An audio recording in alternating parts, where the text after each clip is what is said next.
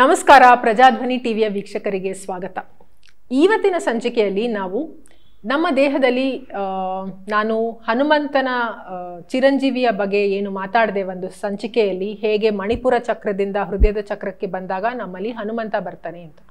So ಹೀಗೆ ಕೆಲವರು ಹೇಳ್ತಾರೆ ನಮ್ಮಲ್ಲಿ ಆಲ್ರೆಡಿ ಚಕ್ರ ಜಾಗೃತ ಆಗ್ಬಿಟ್ಟಿದೆ ಅಂತೆಲ್ಲ. ಸೊ ಇದು ನಿಜಾನಾ? ಹೇಗೆ ನಮ್ಮ ಚಕ್ರವನ್ನು ಹೇಗೆ ಜಾಗೃತಗೊಳಿಸೋದು? ವೇದಿಕ್ ಪ್ರಕಾರ ಏನು ಇದರ ದೃಷ್ಟಿಕೋನ ಅಂತ ಹೇಳೋದಾದ್ರೆ, ನಮ್ಮಲ್ಲಿ ಸ್ಥೂಲ ಶರೀರ ಇದೆ. ನಮ್ಮ ಕಣ್ಣಿಗೆ ಏನು ಕಾಣಿಸ್ತಾ ಇದೆ ಇದು ಸ್ಥೂಲ ಶರೀರ. ಇದ್ರ ಒಳಗಡೆ ಸೂಕ್ಷ್ಮ ಶರೀರ ಇದೆ. ಸೊ ಈ ಸ್ಥೂಲ ಶರೀರದಲ್ಲಿ ಗ್ಲ್ಯಾಂಡ್ಸ್ ಅಂತ ಏನಿದೆ, ನಮ್ಮಲ್ಲಿ ಸುಮಾರು ಗ್ಲ್ಯಾಂಡ್ಸ್ ಇದೆ.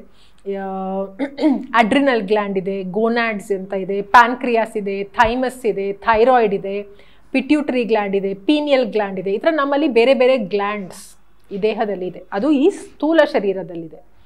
ಅದಕ್ಕೆ ಅನುಗುಣವಾಗಿ ಅದಕ್ಕೆ ಅನುರೂಪವಾದ ಜಾಗದಲ್ಲಿ, ಸೇಮ್ ಜಾಗದಲ್ಲಿ ನಿಮಗೆ ಸೂಕ್ಷ್ಮ ಶರೀರದಲ್ಲೂ ಏನಾದರೂ ಒಂದಿದೆ. ಅದೇನು ಅಂದರೆ ಅದೇ ಈ ಚಕ್ರಗಳು. ಈ ಗ್ಲ್ಯಾಂಡ್ಸ್ ಎಲ್ಲೆಲ್ಲಿದೆಯೋ ಆ ಜಾಗಗಳಲ್ಲಿ ನಮ್ಮಲ್ಲಿ ಚಕ್ರಗಳಿದೆ. ಸೊ ಅದನ್ನೇ ಚಕ್ರ ಅಂತ, ಅದು ಒಂದು ನೋಡಲ್ ಪಾಯಿಂಟ್, ಒಂದು ಏನು ತುಂಬ ಇಂಪಾರ್ಟೆಂಟ್ ನೋಡಲ್ ಪಾಯಿಂಟ್ ಅಂತ ಕರಿಬೋದು. ಆದರೆ ಇದನ್ನು ಆಕ್ಟಿವೇಟ್ ಮಾಡೋದು ಹೇಗೆ ಅಂದರೆ, ಅದು ಒಂದು ನಾವು ಅನ್ಕೋತೀವಿ ಏನೋ ಒಂದು ಬಟನ್ ಆನ್ ಮಾಡಿ ಅಥವಾ ಒಂದು ಬಿಗದ್ಕಾಯಿಂದ ತೆಗಿಬೋದು ಅಂತ. ಹಾಗೆ ಇದನ್ನು ಆಕ್ಟಿವೇಟ್ ಮಾಡೋಕ್ಕೆ ಬರಲ್ಲ. ನಮಗೆ ಈ ಮಾನವ ದೇಹದಿಂದ ನಾವು ಕರ್ಮವನ್ನು ಮಾಡ್ತಾ ಮಾಡ್ತಾ, ಈ ಸ್ಥೂಲ ದೇಹದಿಂದ ಏನು ಕರ್ಮವನ್ನು ಮಾಡ್ತಾ ಮಾಡ್ತಾ ಹೋಗ್ತೀವಿ, ಸರಿಯಾದ ಕರ್ಮ ಮಾಡ್ತಾ ಮಾಡ್ತಾ ಅದು ತಾನಾಗಿಯೇ ಓಪನ್ ಆಗುತ್ತೆ. ನಾವು ಸ್ಪೆಷಲ್ಲಾಗಿ ಅದಕ್ಕೆ ಏನೂ ಮಾಡಬೇಕು ಅಂತಿಲ್ಲ. ಇವಾಗ ನಿಮಗೆ ಉದಾಹರಣೆಗೆ ಹೇಳಬೇಕು ಅಂದರೆ, ಯಾರ್ದಾದ್ರೂ ಒಂದು ನೆಗೆಟಿವ್ ಆಟಿಟ್ಯೂಡ್ ಇದೆ, ಯಾವಾಗಲೂ ನೆಗೆಟಿವ್ ಆಗಿ ನಕಾರಾತ್ಮಕವಾಗಿಯೇ ಯೋಚನೆ ಮಾಡ್ತಾ ಇರ್ತಾರೆ. ಅವರು ಸರಿಯಾದ ಕರ್ಮವನ್ನು ಮಾಡ್ತಾ ಮಾಡ್ತಾ ಪಾಸಿಟಿವ್ ಆಗ್ತಾರೆ, ಸಕಾರಾತ್ಮಕ ಆಟಿಟ್ಯೂಡ್ನ ಬೆಳೆಸ್ಕೋತಾರೆ. ಆವಾಗ ಅವರ ಹೃದಯದ ಚಕ್ರ ಆಟೋಮ್ಯಾಟಿಕ್ಕಾಗಿ ಓಪನ್ ಆಗುತ್ತೆ. ಕೆಲವರು ಬರೀ ತಪ್ಪನ್ನೇ ಮಾತಾಡ್ತಾ ಇರ್ತಾರೆ, ಅವ್ರನ್ನ ಬೈತಾ ಇರ್ತಾರೆ, ಇವ್ರನ್ನ ಬೈತಾ ಇರ್ತಾರೆ, ಬಾಯಿಂದ ಸರಿಯಾದದನ್ನು ಮಾತಾಡ್ತಾ ಇರಲ್ಲ. ಅವರು ಅದನ್ನು ಬದಲಾಯಿಸ್ಕೋತಾರೆ, ಚೇಂಜ್ ಆಗ್ತಾರೆ. ಅವರು ಯಾವಾಗ ಸರಿಯಾದದನ್ನೇ ಬಾಯಿಂದ ಮಾತಾಡ್ತಾರೆ, ಸತ್ಯವನ್ನೇ ನುಡಿತಾರೆ, ಬ್ರಹ್ಮಾಂಡದ ಸತ್ಯವನ್ನೇ ನುಡಿತಾರೆ, ಸ್ತುತಿಯನ್ನೇ ಮಾಡ್ತಾರೆ, ಹೈಯರ್ ಆ್ಯಂಡ್ ಡಿವೈನ್ನ, ಆವಾಗ ಅವರ ಕಂಠದಲ್ಲಿ ವಿಶುದ್ಧಿ ಚಕ್ರ ಏನಿದೆ ಅದು ಓಪನ್ ಆಗುತ್ತೆ. ಸೊ ಹೀಗೆ ಚಕ್ರ ಎಲ್ಲ ಹೇಗೆ ಓಪನ್ ಆಗುತ್ತೆ ಅಂದರೆ, ನಾವು ಒಂದೊಂದು ತಪ್ಪನ್ನು ಸರಿಪಡಿಸ್ಕೊಳ್ತಾ ಸರಿಯಾದದನ್ನು ಮಾಡ್ತಾ ಮಾಡ್ತಾ ಅದು ತಾನಾಗಿಯೇ ಓಪನ್ ಆಗುತ್ತೆ. ಸೊ ಅದಕ್ಕೆ ನಾವು ಸ್ಪೆಷಲ್ಲಾಗಿ ಏನು ಮಾಡಬೇಕು ಅಂತಿಲ್ಲ ವೇದಿಕ್ ಪ್ರಕಾರ. ಸೊ ಇದರಲ್ಲಿ ಪ್ರಾಮುಖ್ಯತೆ ಯಾವುದಕ್ಕೆ ಕೊಡ್ತಾ ಇದ್ದೀವಿ ಅಂದರೆ, ಡಿಸಿಪ್ಲಿನ್, ಶಿಸ್ತು. ನಮ್ಮಲ್ಲಿ ದೇಹದ ಶಿಸ್ತು ಬಂದಾಗ ಅದು ತಾನಾಗಿಯೇ ಅದು ಓಪನ್ ಆಗುತ್ತೆ ಆಟೋಮ್ಯಾಟಿಕ್ ಆಗಿ.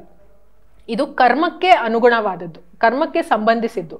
ನಮ್ಮ ಕರ್ಮವನ್ನು ಸರಿ ಮಾಡಿಕೊಂಡಾಗ ನಮ್ಮ ದೇಹದಲ್ಲಿ ಚಕ್ರ ಅದು ಆಟೋಮ್ಯಾಟಿಕ್ ಆಗಿ ಓಪನ್ ಆಗುತ್ತೆ. ಸೊ ನಾವು ಇದು ಓಪನ್ ಆಗ್ತಾ ಇದೆಯಾ, ವರ್ಕ್ ಆಗ್ತಾ ಇದೆಯಾ, ನಾನು ಮೈಕ್ರೋಸ್ಕೋಪಲ್ಲಿ ಇಟ್ಕೊಂಡು ನೋಡಬೇಕಾ, ಅದೆಲ್ಲ ಏನೂ ಬೇಡ. ಸೊ ನಮ್ಮ ಕರ್ಮ ಸರಿ ಇದೆಯಾ, ಅದು ಓಪನ್ ಆಗಿದೆ ಅಂತಲೇ ಅರ್ಥ.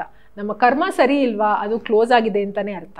ಸೊ ಇದೇ ವೇದಿಕಲ್ಲಿ ಹೇಳ್ತಾ ಇರೋದು, ನಾವು ಚಕ್ರವನ್ನು ಯಾವ ರೀತಿ ನಮ್ಮಲ್ಲಿ ಜಾಗೃತಗೊಳಿಸ್ಬೇಕು ಅಂದರೆ, ನಮ್ಮ ಕರ್ಮವನ್ನು ಸರಿಗೆ ಮಾಡಿಕೊಂಡಾಗ ಮಾತ್ರ. ಸೊ ಋಷಿಗಳು ಗುರುಕುಲದಲ್ಲಿ ಅವರ ಶಿಷ್ಯಂದ್ರಿಗೆ ಹೇಳ್ಕೊಡ್ತಾ ಇದ್ದಿದ್ದು ಇದನ್ನೇ.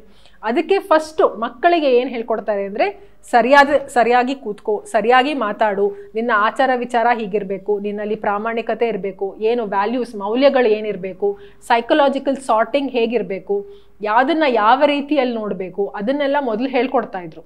ಅದು ಮಾಡಿದಾಗ ಅದು ಸ್ವಾಭಾವಿಕವಾಗಿ ತಾನಾಗಿ ಅದು ಜಾಗೃತ ಆಗ್ತಾ ಇತ್ತು. ಸೊ ಅದಕ್ಕೆ ಅಂತ ಅವರು ಸ್ಪೆಷಲಾಗಿ ಏನೂ ಮಾಡ್ತಾ ಇರಲಿಲ್ಲ. ಸೊ ಇದನ್ನೇ ವೇದಿಕ್ ನಮಗೆ ನಿಜವಾದ ಜ್ಞಾನ ತಿಳಿಸ್ಕೊಡ್ತಾ ಇರೋದು, ಹೇಗೆ ನಮ್ಮ ಚಕ್ರವನ್ನು ಜಾಗೃತಗೊಳಿಸ್ಬೇಕು ಅಂತ. ನಾವು ಕೂಡ ಇದೇ ರೀತಿಯಲ್ಲಿ ಹೋದರೆ ನಾವು ಕೂಡ ಇದನ್ನು ಜಾಗೃತಗೊಳಿಸ್ಬೋದು. ಇದನ್ನು ಹೇಳ್ತಾ ನಾನು ಈ ಸಂಚಿಕೆಯನ್ನು ಮುಗಿಸ್ತಾ ಇದ್ದೀನಿ. ಮತ್ತೆ ಮುಂದಿನ ಸಂಚಿಕೆಯಲ್ಲಿ ಸಿಗೋಣ. ಧನ್ಯವಾದ.